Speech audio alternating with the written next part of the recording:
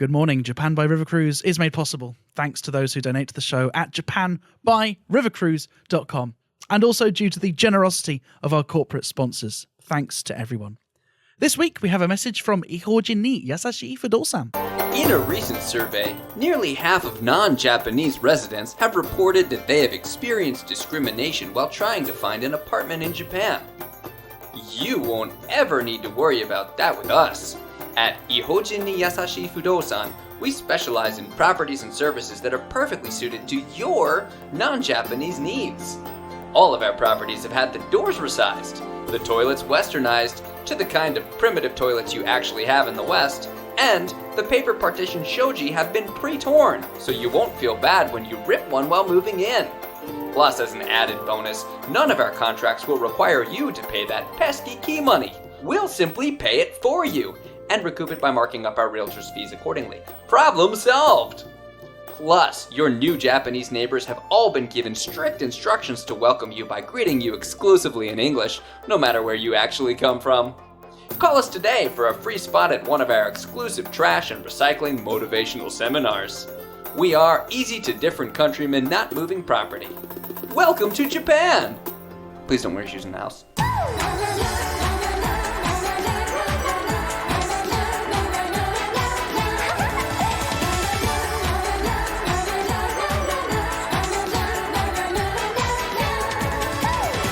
Hello, Brian, and welcome back to Japan by River Cruise. I'm Bobby Judo. And I'm Ollie Horn. And joining us this week is YouTuber, Instagrammer, and former Disney cast member who was actually fired from the Tokyo Disney Seas boat parade, technically a river cruise, because she insisted on referring to it as Chiba Disney Seas boat parade. Hannah, thanks for being here. Thank you for having me, guys. On this week's show, we'll talk to Hannah about how rural Japan is turning to social media influencers to try to help salvage their suffering tourism economies. On the one hand, it's bad timing because of the corona epidemic, but on the other hand, rural Japan did just find out about social media. Plus, Ollie's got your weekly River Cruise recommendation. Ollie? Yes, this week's recommendation is the Hard Rock Cafe River Cruise, locations all across Japan. I can't vouch for the quality of the ride, service or food, but the t-shirts they sell on board, in my view, are an invaluable way of letting strangers know that you make boring choices when you go on vacation. Plus, we'll take a look at the proposed route for the Shinzo Abe Prime Ministerial River Cruise, including its stops at the hospital and the bank, but also at the places it doesn't go, like to court for misallocation of funds. But first, soap talk.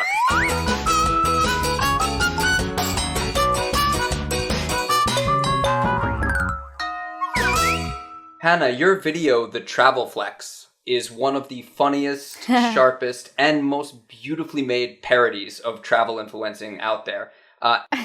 As an actual travel influencer, though, what made you want to make this video? And was it a challenge to edit that much footage of your own sandy butt?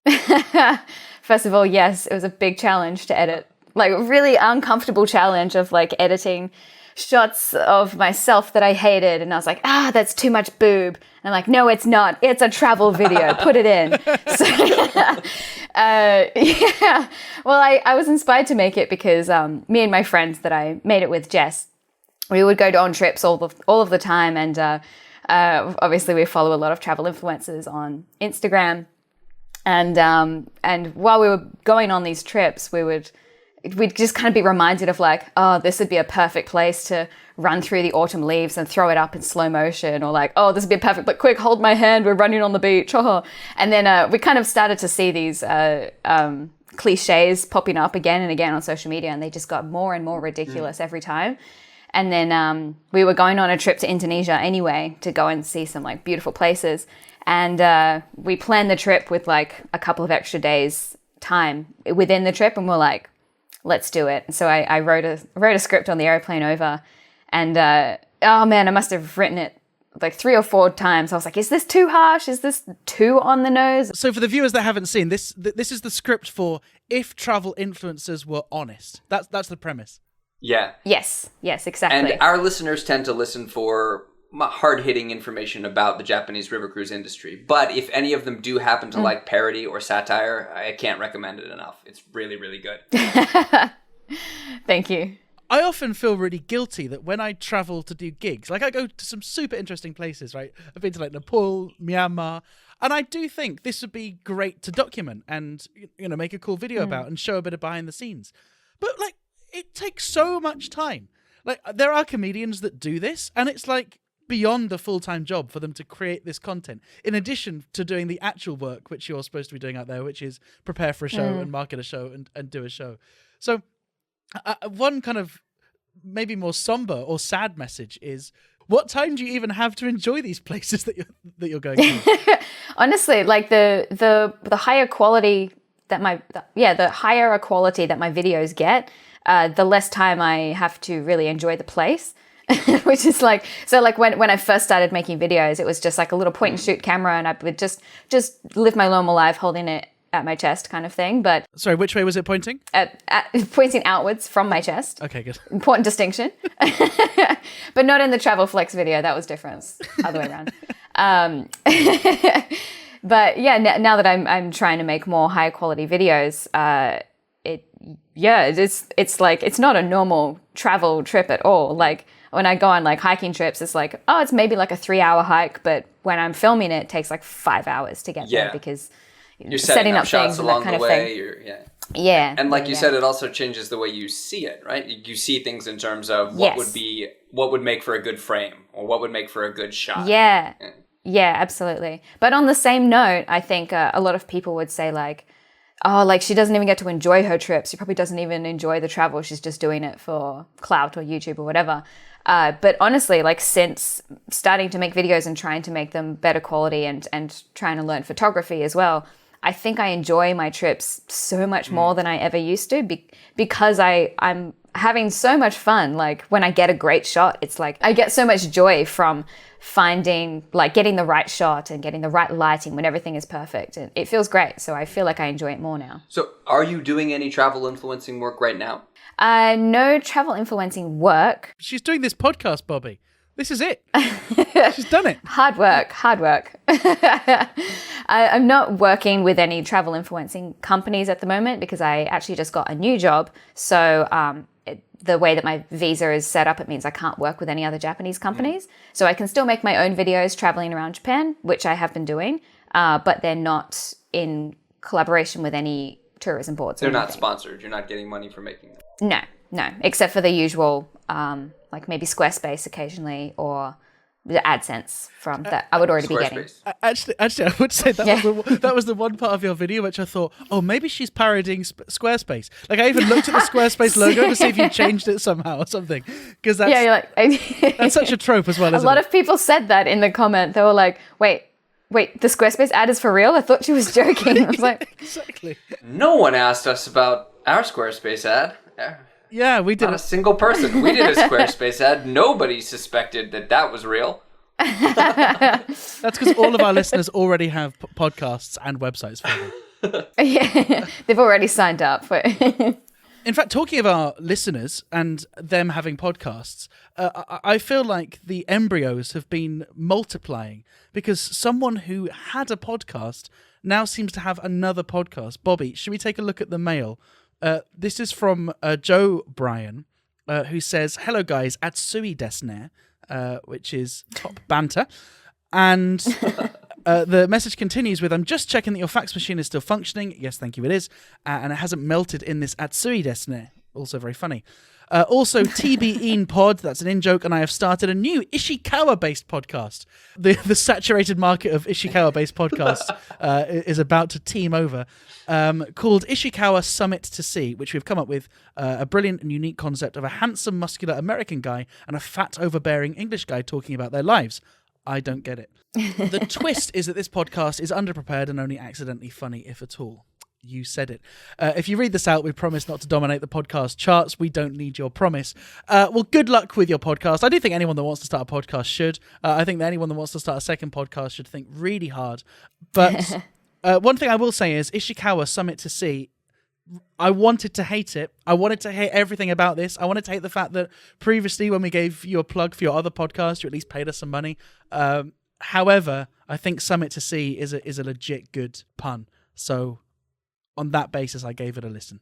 Bobby, did you actually understand what Summit to See meant? I didn't. There is a postscript in the mail itself where they explain that in Newcastle, summit means something. and therefore our podcast name is Brilliance. Oh, that's true, actually. A little bit of hyperbole there, but summit means something. And so summit to see means something to see. Something to see. Which I think is the funny, misleading title is nice. Yeah.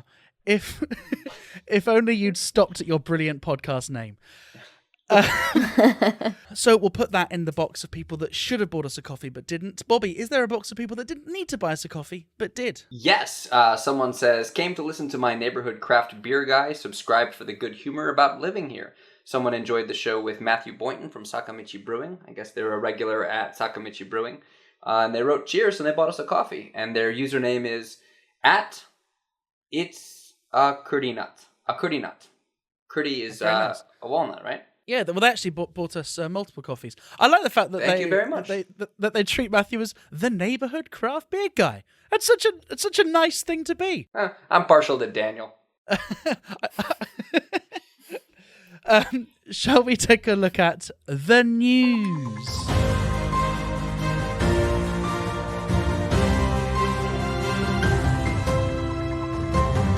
Bobby Judo, what's in the news this week? So this week we want to talk about the behind the scenes of traveling, specifically travel influencing in Japan right now. Can it be done responsibly? Are there ways in which it can be a social good? Or do travel influencers all just deserve to die? I've checked the YouTube comment section and I have a definitive answer to that third question. Well, yeah, if you check the comments for any YouTube video, someone deserves to die, apparently. Yeah, so there has been like a lot of conversation, and I don't think it's exclusive to just Japan, but, obviously everyone's following the people that are around them, so we're talking about Japan, and a lot of conversation about like, should you even be traveling at all, and, what are the responsibilities of influencers that are doing these travels. It's like such a complicated issue, right. And like I think everyone, but it's funny because everyone has an opinion about it because everyone around the world is going through a very similar thing. One of the reasons that I wanted to talk about this is because we see a lot of Twitter backlash to certain influencers, and I asked for people to remind me of the names of some of the ones who were more controversial, and I heard like the half Japanese, half French guy, Luis-san. He did a video in a convenience store where he wasn't wearing a mask and was touching a bunch of stuff, even though like the staff and everybody else was wearing a mask. There was some backlash, I think, that he apologized for. There's another guy named Donnie Kimball, who I guess was potentially an anti-masker and potentially one of those like just let Corona wash over everybody. And I don't know the actual details of it, but from what I've heard, he was making regular videos over a long period of time in which he was traveling around mid-corona and not taking any precautions whatsoever. I think I remember seeing that on Twitter. And I've actually met Donnie a couple of times on like a previous trip. I think he wasn't, I'm not sure if he was making like complete videos, but posting, because it was all of this was happening around Sakura season in Japan, which is of course the most beautiful thing and everyone who wants to see it. But then everyone was saying, no, you have to stay at home. And I think he took a couple of photos like on his break at work or like on his walk to work, like of some of the cherry blossom trees that weren't incriminating just by nature. But I think some of the comments that he made rubbed people the wrong way. They seemed a little too blasé about the whole global pandemic situation, which I think is what a lot of people took most issue with. Yeah. And so is the problem here that their viewers are kind of being like vigilante, that they're making sure that they are adhering to the rules. And there's maybe a sense of, well, just because it's your job to show me beautiful places doesn't mean that you're above the rules. Right. Yeah. I think that is probably a big part of why people hold travel influencers specifically to such a high standard when they go traveling, because a lot of influencers, the ones that make the bad news, like Logan Paul and Jake Paul and that kind of thing, that do crazy stuff in other countries or in their own country, they do feel as though they are above the law. I was going to make that point. They're like, going to a supermarket and forgetting to wear your mask is somewhat of a different degree of transgression than seeking out a suicide victim and documenting their tragic circumstances. Absolutely. Well, yeah, people see like the bad eggs of the influencing world that are doing a lot of harm in the industry, and I don't know, a lot of people assume that a lot of other influencers are like that, or they just kind of, I don't know, hold them to was like a much higher standard, I suppose, where they say like you have to be so responsible in absolutely everything that you do, even though nobody is at that level. Exactly, and I suppose one of the charms of YouTube videos is they are slightly raw and unedited, and they maybe show things that you weren't necessarily planning to see. I really enjoy watching food videos, and I noticed that Kenji Lopez Alt, who's a really, really great YouTuber. I mean, he's not just a YouTuber, he's also an author and does lots of other stuff. He has great videos, but for the longest time, most of his comments were about how he wasn't washing his hands for long enough. Because he was doing these live streams where he was cooking and he wasn't doing the kind of government recommended. And people like the idea that they kind of are telling this expert, hey, you've got it wrong. And I watched a video of his this week where he was doing a kitchen tour of his commercial restaurant's kitchen. And the very last thing he said was, if you spotted any health code violations, then let me know in the comments. Which I think is going to be a way of him not getting them. I think Yeah. I was thinking about this earlier today, actually. And there's no secret, not blowing anyone's minds when I say that a lot of what you see on social media is fake, obviously. But I think there's also another added level of kind of show, like a performance in a way. And it's not so much in a performance in the way of I want to showcase my life and pretend that I'm really rich or my life is amazing. I'm not even not touching on that at all.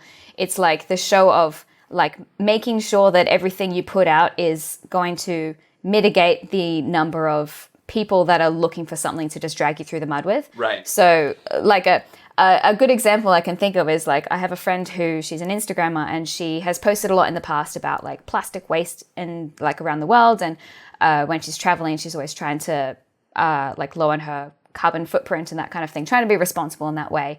And we got a drink at a bar and she forgot to tell the bartender no straw, but he'd already put the straw in. And so by that point, the straw was dirty. And if she took it out, he would just throw it in the trash. What's the point?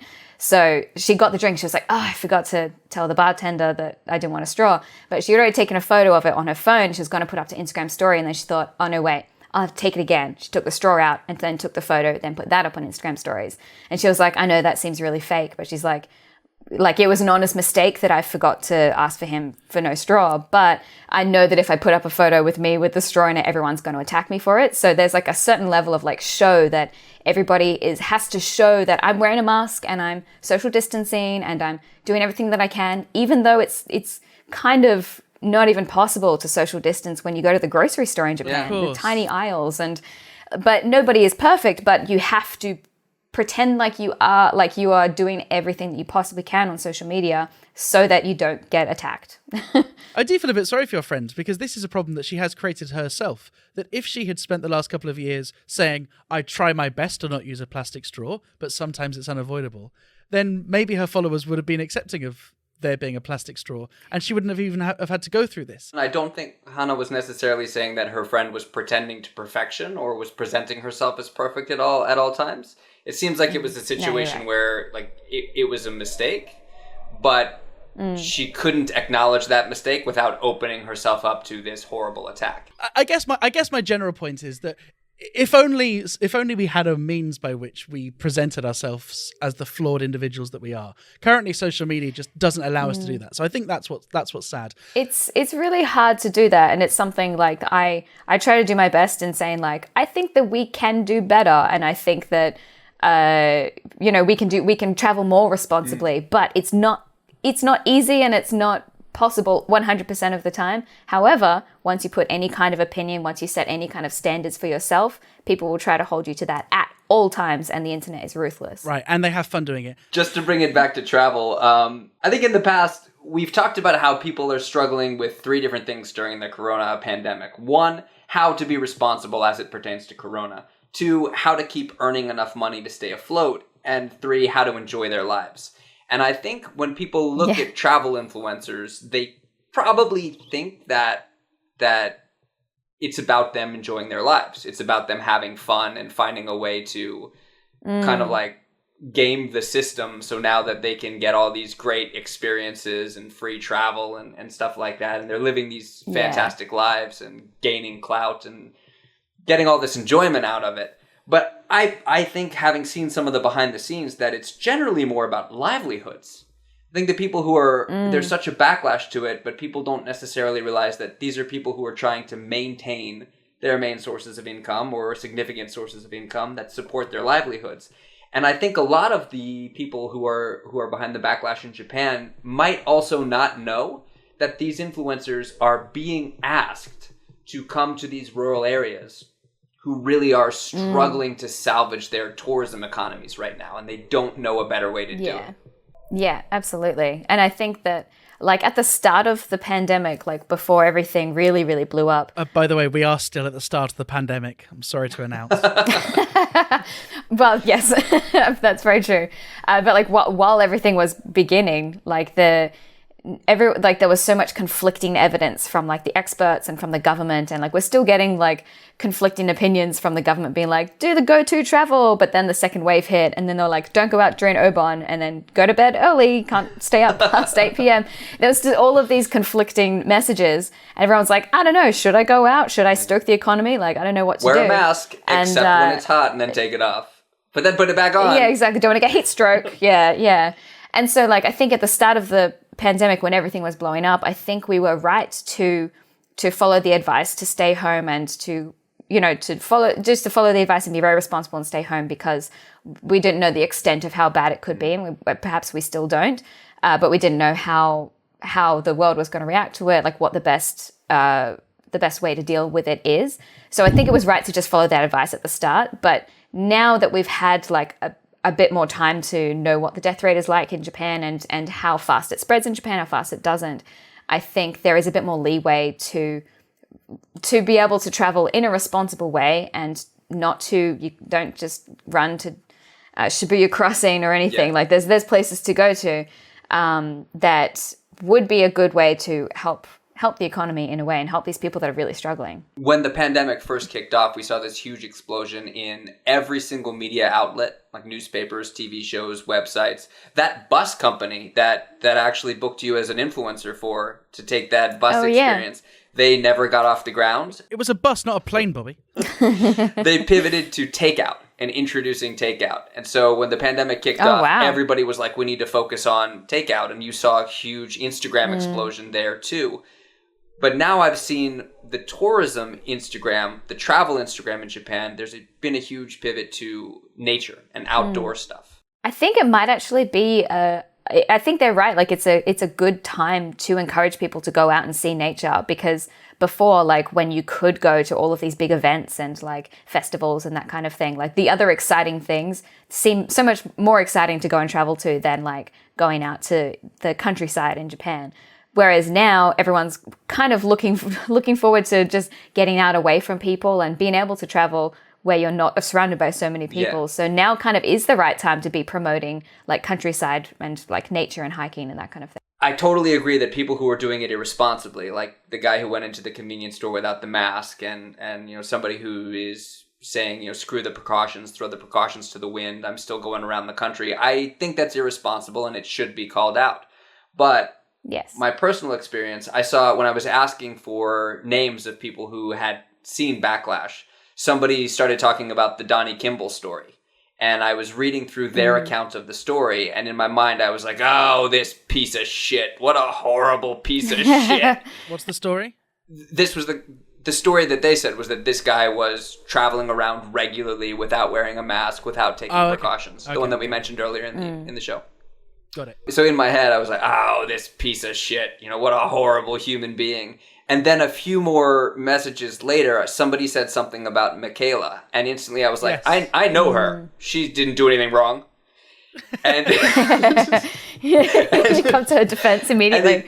She's an angel. How dare you? It really struck it home to me, like how we don't know anything about these people. We don't know their backstories. We don't know if they were hired by somebody to do this who really needed the help, and it's so reactionary. And also we don't know how much they've thought about it. Because there's the Anthony Bourdain problem, isn't there? That once you recommend a little hidden joint, all of a sudden it becomes so popular that it ruins them, right? So Anthony Bourdain knew that as he got bigger, he had a responsibility to promote certain kinds of restaurants or certain areas in general or certain kinds of tourism rather than specific locations. And certainly, if the correct public policy thing is to have people to continue to exercise, then obviously travel influencing is a good way of spreading that message. And if people are engaging in this in kind of a positive way, thinking about the effect it has on public policy, then I guess it's something that should be celebrated, that influencers do demonstrably have influence over people and can nudge people to make better decisions. I have I made an entire video about sustainable tourism and like how influencing is like affecting the tourism industry. And once you recommend a place too many times, then just that place gets overrun and there's like this huge bottleneck of tourists all trying to get the same photo at the same place. I touched on like exactly the same issues and the kind of the worries that I have, like if I like the effects of the videos that I make, like if I'm recommending a place, am I going to be causing more damage than I am good? And it was kind of like a conscious decision to then make sure that I'm not recommending places that are, I don't know, like too easy to become like crazy overpopulated. Like now a lot of the places that I go to are really off the beaten track and they're like a little more difficult to get to. And they're places that could really do with the tourism. But yeah, it's difficult. It's a really tough one. But also at the same time, I feel like a lot of people sometimes overestimate the amount of influence that influencers have. Like if I put out a video that has 100,000 views, and a lot of people are like, wow, this looks amazing, it's on my list. Like, I don't know, like if like even 1% of all of those people go to the place, that's still not enough to overpopulate it. And I don't think that 1% of people are all going to be going, and they're also not all going at the same time. It's like on their list, it's creating like brand awareness in a way, but like prefectural awareness, I suppose. I guess something which we talked about in the extras, which if you're interested in this topic, you might want to download this week, is about how prefectures and destinations will pay for influencers to go. And I think that maybe they don't understand that, just as Hannah said, this is a form of long-tail marketing.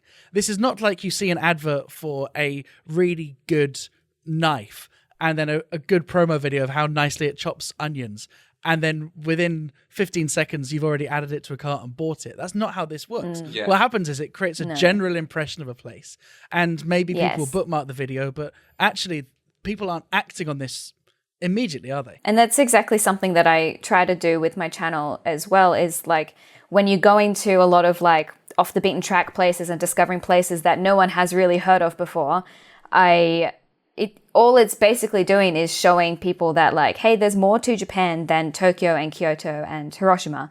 There's so many incredible places that you could go to, and if you spread out everybody's points of interest across the whole country, then there is so many less issues than what we currently see in Kyoto. Well, not currently right now, but maybe like last year, the issues of over-tourism that you see. So yeah, if you just kind of open people's eyes to the kinds of things that you could see in other places, then you can kind of mitigate the damage that could be done. That would be done anyway, because people will be coming to Japan regardless of whether a travel influencer is showing it or not. So it does serve a general purpose overall. It could benefit the tourism industry nationally as a whole. It could also serve a very specific purpose and benefit the local areas that are asking for, promotion. Yes. But also, I think an element that people overlook is that social influencing for a lot of people, and the people who are still doing it, might also be doing it out of necessity because it is their livelihood. And it's a great job to have, I think, if you can get it. But if that's your job and all of a sudden the pandemic takes it away, it is not that easy to just start doing something different in the middle of a pandemic to earn your living. Yes, and I can speak from experience by saying that thing shouldn't be a podcast.